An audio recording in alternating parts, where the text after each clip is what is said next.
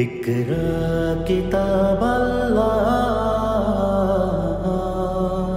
জেনে নিন কোরআন শেখার সহজ উপায়।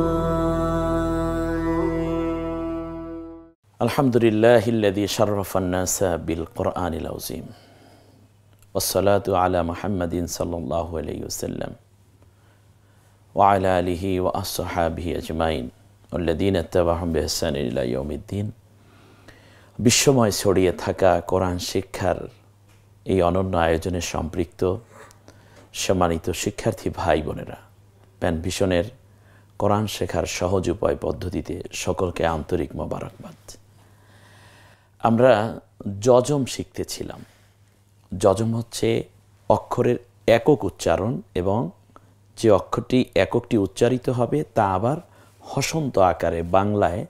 আমি সবসময় বাংলার সাথে একটা কম্বিনেশন করার চেষ্টা করেছি, কিন্তু মৌলিক অ্যারাবিক মান এবং তেলাওয়াতের সহি শুদ্ধতার যেন কোনো ঘাটতি না হয়, সেজন্য আল্লাহর রহমত চেষ্টারত রয়েছি এবং আপনারা আমার সাথে থেকে তা আশা করি উপলব্ধি করছেন। তাজবিদের প্রচলিত যেই সমস্ত শব্দ চয়ন হয়ে থাকে, এইগুলো অনেক জেনারেল শিক্ষিত ভাই বোন, স্কুল কলেজ ইউনিভার্সিটিতে পড়ুয়া অথবা বাংলায় শিক্ষিত ভাই এবং বোনদের জন্য এটা খুব দুর্বোধ্য বিধায় আমি ওই শব্দগুলো না বলে বরং ম্যাটারটা দেওয়ার চেষ্টা করেছি। আসুন, আশা করি ইতিমধ্যে সে কৌশলটা আপনারাও রপ্ত করে ফেলেছেন বা অনেকে বুঝেও ফেলেছেন গোপনে গোপনে।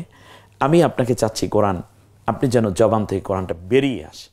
এবার আমরা যজমের ছোট্ট একটু চর্চা করে সামনে আগাই দেখি। তো যেমন দুইটা শব্দ আমরা স্ক্রিনে ইতিমধ্যে দেখতে পাচ্ছি। একটি হচ্ছে আমাকে বানাতে হবে জের জবর পেশ যজম দিয়ে বা তানভিন দিয়ে আপনাকে বানাতে হবে। একটু বানিয়ে দেখাতে পারবেন? দেখুন তো দুইটা শব্দ কি কি আমাদের কাছে চাচ্ছে। প্রথমটা বানাতে বলছে বারদান, পরেরটা বানাতে বলছে সুব আয়াতুন। সুব আয়াতুন। এখন বারদানটা আমরা বানাই। বকে কি করলে বা হবে, আর রকে হসন্ত করতে হলে কি দিতে হবে? অ্যাটলিস্ট প্রথমে বটাকে বা বানাতে হলে জবর দিন, আর রয়ের উপরে একটা যজম দিন। এরপরে দান বানাতে হলে দকে প্রথমে একটা জবর দিন, আর দান বানাতে হলে আরও একটা জবর দিয়ে দিন, তাহলে হয়ে যাবে 12 দান। এরপরে সুব আয়াতুন। সু বানাতে হলে কি করতে হবে বলুন? ছটাকে সু বানাতে হলে আমরা বাংলায় রস্যুকার দিই, এটা কি আরবিতে হলো পেশ। তারপর সুব, তা বটাকে কিছুই দিলাম না, অ্যাটলিস্ট একটা যজম দিন, তাহলে সু আর ব মিলে হবে সুব। এরপরে আ, তারপরে তুন। তকে একটা পেশ দিলে হবে তু, আর দুইটা পেশ দিলে তুন। এবার দেখি এই পড়াটায় এভাবেই আসছে কিনা একটু দেখুন। আপনি কি এভাবেই বানাতে চেয়েছেন বারদান? এর পরেরটা কি সুব আতুন, ঠিক এভাবেই বানাতে চেয়েছেন? একটু দেখুন কি চমৎকার করে বানানো আছে। পরেরটা হচ্ছে হামলাহান। হামলাহান। দেখুন তো একটু, হকে আকার দিন, মটা শুধু ম রেখে দিন, তারপর লকে জবর দিন। এরপরে হান বানাতে হলে হকে এক জবর, পরে আরও একটা জবর, হামলাহান। একটু খেয়াল করুন, দেখুন একের পর এক আসতেছে এবং আপনিও ঠিক এভাবেই চিন্তা করেছেন কিনা। এ হচ্ছে যজম। যজম একটা ইজি ব্যাপার। এরপরে এই পর্বটা খুব ইন্টারেস্টিং একটা ব্যাপার, অর্থাৎ এর আগে যদি কেউ আমাদের সাথে অত বেশি সম্পৃক্ত নাও থেকে কয়েকটা পর্ব না পেয়ে থাকেন, আর না পাওয়ার তো কোনো কারণ নাই, কারণ আপনি ডাউনলোড করে নিলেই হলো, অথবা প্যান ভিশনে সরাসরি আপনি গুগল, ইউটিউব, ফেসবুক যে কোনো জায়গা থেকে আপনি প্যান ভিশনকে ফলো করতে পারেন। প্যান ভিশনের এই নেয়ামতকে আপনি লুফিয়ে নিতে পারেন। সেজন্য প্রথমে আমরা যুক্তাক্ষরে হরকত দিন। এখানে মুক্তাক্ষরে হরকত দেয়া আছে, সেইভাবে যুক্তাক্ষরে দিন এবং রেখা টেনে যেখানে যে উচ্চারণটা আছে তার সাথে মিল করুন। খুব চমৎকার কাজ আমরা দেখতে পাচ্ছি স্ক্রিনে অলরেডি চলে এসেছে। 3টে শব্দ এখানে। একটা হচ্ছে কুল, পরেরটা যুক্ত হলে কুল, এভাবে আপনি লিখবেন, কারণ আপনার জন্য কিন্তু লেখার অপশন আছে। আমরা মুক্ত অক্ষরে কুল লিখেছি, যুক্ত অক্ষর সামনে বানানো আছে, আর আপনি এখন এটাকে কুল বানাবেন। এটা কিন্তু খুবই একটা ক্রিয়েটিভিটির কাজ, এটা মজার একটা ঘটনা। আপনি দেখবেন পারছেন আপনি। এরপরে আমরা মুক্ত অক্ষরটা করে দিয়েছি আলহামদু, যেভাবে করে দিয়েছি পরেরটা আপনি। এখন কুল কোথায় আছে?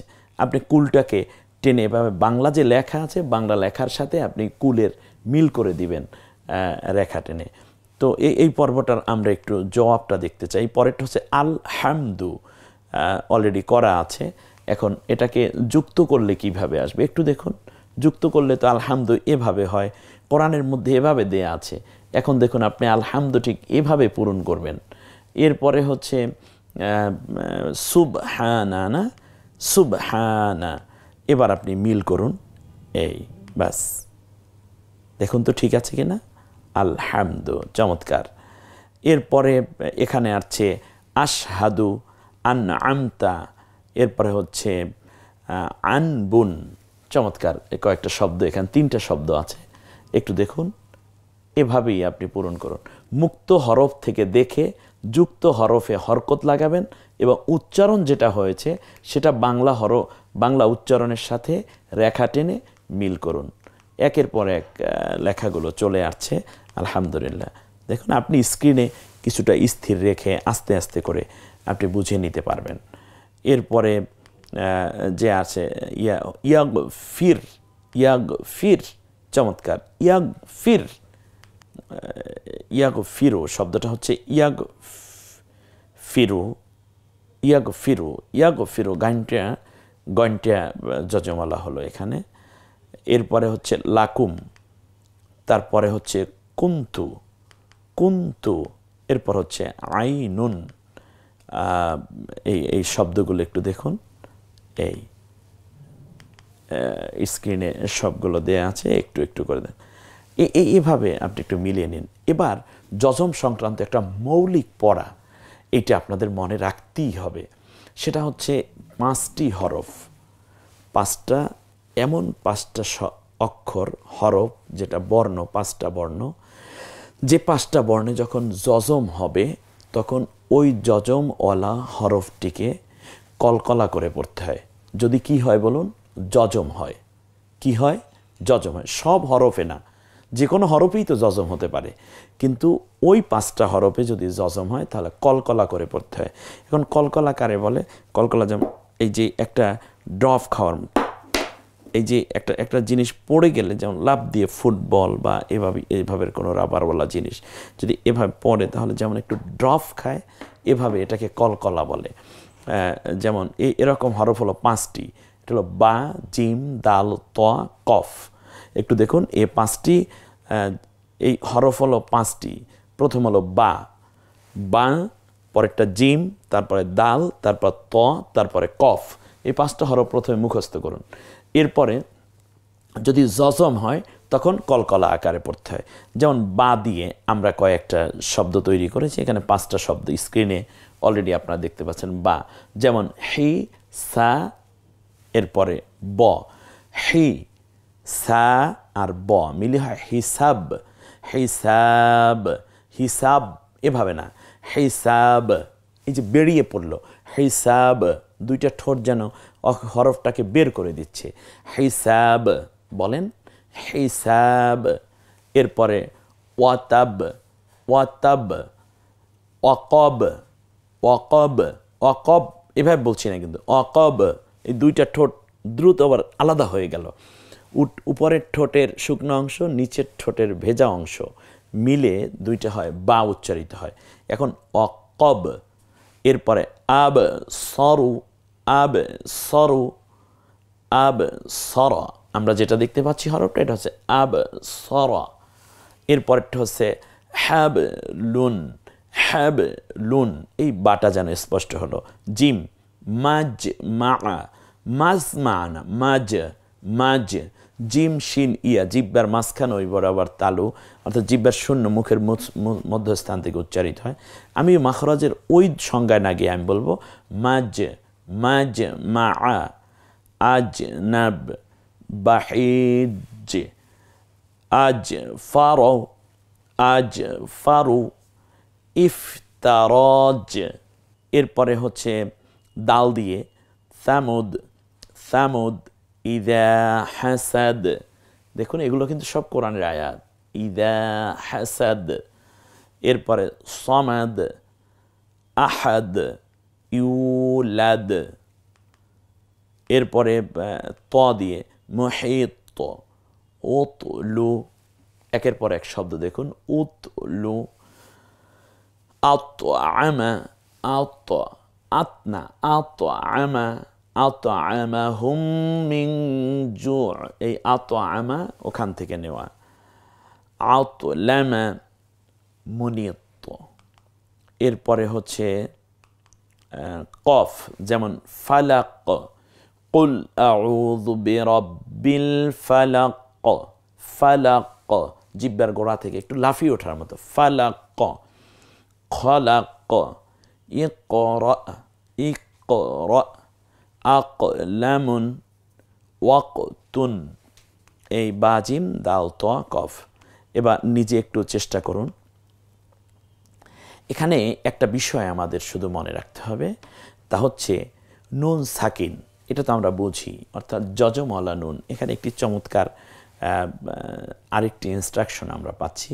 নুন সাকিন অর্থাৎ যজমওয়ালা নুনের পরে যদি বা আসে, নুন সাকিন অথবা তানবিন, অর্থাৎ যজমওয়ালা নুন অথবা তানবিন। তানবিন বলতে কী বুঝি? দুই জের, দুই জবর, দুই পেশ। এরপরে যদি বা অক্ষরটি আসে, তো যজমওয়ালা নুন অথবা তানভিনের পরে যে কোনো হরফই তো আসতে পারে তেলাওয়াতের মধ্যে, কিন্তু যদি বা হরফটা শুধু আসে তখন এই নটাকে ম পড়তে হয়। এটা তিলাওয়াতের স্বার্থেই, আপনি ম পড়া ছাড়া উপায়ও নাই, এজন্য এই মটা পড়ে ফেলতে হয়। আমরা একটা ছোট্ট উদাহরণ এখানে দেখতে পাচ্ছি, যেমন মিম বা আদি, মিন ছিল, মিন, মকের অস্বীকার মি আর শুধু ন মিলে হয় মিন বা আদি। এখানে মিন বা আদি বলতে অনেক উচ্চারণে কষ্ট হয়, যার কারণে এখানে নটাকে ম দ্বারা পরিবর্তন করে ফেলেছি। এবং এটাই নিয়ম যে তানভিন এবং নুন সাকিনের পরে যদি বা আসে, বা হরফটি, এখানে আমরা নটাকে ম পড়ব। তাহলে মিন বা আদি পড়ব নাকি মিম বা আদি পড়ব? একটু গুণনা করে মিম বা আদি। এরপরে আমরা যেমন আরও দুইটা উদাহরণ এখানে আছে, যেমন মিম বাইনি, এরপরে মিম মাম বাসা, সামি উম, সামি উম, উ পর্যন্ত গিয়ে পরের যে নটা আছে সেই নটাকে ম দ্বারা পরিবর্তন হয়ে গেছে। সামি উম বাসির, ইয়াউমা ইযিম বিজাহালাতিন, এখানে এই নর জায়গাগুলো ম হয়ে গেছে। সুম্মুম বুকমুন অমিয়ুং ফাহুম লা ইয়ারজিউন। এ পর্যন্ত আমরা যতটুকু পড়েছি, এর উপরে একটা চমৎকার পরীক্ষা আছে। এই পরীক্ষাটা হচ্ছে আপনার সপ্তম পর্বের পরীক্ষা। অলরেডি স্ক্রিনে খুব সম্ভব এই যজমের উপর পরীক্ষাটি চলে এসেছে। প্রথম হচ্ছে রেখা টেনে শব্দ মিল করুন। ইনসানুন কোথায় আছে? আপনার ডান দিকে রয়েছে আরবি, বাম দিকে রয়েছে বাংলা উচ্চারণ। এখন রেখা টেনে আপনাকে দেখাতে হবে কোন উচ্চারণ কোন জায়গায় আছে। এক। দ্বিতীয় প্রশ্নটি হচ্ছে কোন কোন হরফে যজম হলে কলকলা করে পড়তে হয়? আমরা এটা এখান দেখছি, বা, জিম, দাল, ত, কফ, কিন্তু এখানে অতিরিক্ত কিছু অক্ষর দেয়া আছে, যেমন লাম দেয়া আছে, তারপরে ওয়াও দেয়া আছে, হ্যাঁ, দোয়াত দেয়া আছে। এগুলো আমাদের আইডেন্টিফাই করতে হবে যে কলকলা হবে কোনটা। যজম মূলত কিসের কাজ করে? এটা কিন্তু আপনাদের কাছে একটি মৌলিক প্রশ্ন। এরপর দেয়া আছে যে তানভিনের পরে কিংবা নুন সাকিনের পরে যদি বা আসে তখন আমরা কিভাবে তিলাওয়াত করব, এটার উপরে কয়েকটি দেয়া আছে। এর মধ্যে কোন জায়গায় মিমটি হবে, আপনি অর্থাৎ নয়ের জায়গায় ম পড়ব কোন জায়গায়, এটা দেয়া আছে।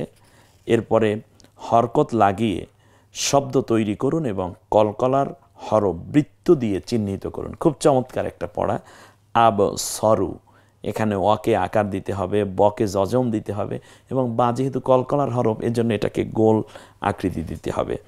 এরপরে এ নিয়ে আমাদের এখানে মোট 8টা 9টা 10টা শব্দ আছে। এরপরে বাংলায় উচ্চারণ লিখতে হবে, কা বাতুন।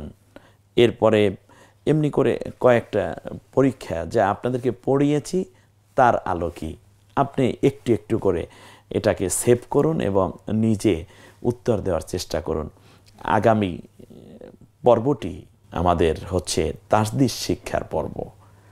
এই পর্বটাকে কেন্দ্র করেই আমরা কোরআনের সবক দিতে চাই ইনশাআল্লাহ। তার কারণ মৌলিক যে কয়েকটি বিষয় জানলে কোরআন পড়া যায় তা অলরেডি আমরা ওভারকাম করতে যাচ্ছি। অতএব আগামী পর্বটি হবে আমাদের খুব মাহেন্দ্রক্ষণ এবং কোরআন সবক নেয়ার একটি চমৎকার আয়োজন। আশা করি আমাদেরকে আপনাদের সাথে রেখে আর আপনারাও আমাদের সাথে থেকে আল্লাহ রাব্বুল আলামিনের কোরআনকে ধারণ করার মাধ্যমে আল্লাহর নৈকট্য হাসিলে আমরা সকলেই ধন্য হব। থাকুন প্যানভিশনের সাথে, চোখ রাখুন কোরআন শিক্ষার এই অনন্য আয়োজনে। সবাইকে আল্লাহ ভালো রাখুন, সুস্থ রাখুন। আসসালামু আলাইকুম ওয়া রাহমাতুল্লাহ।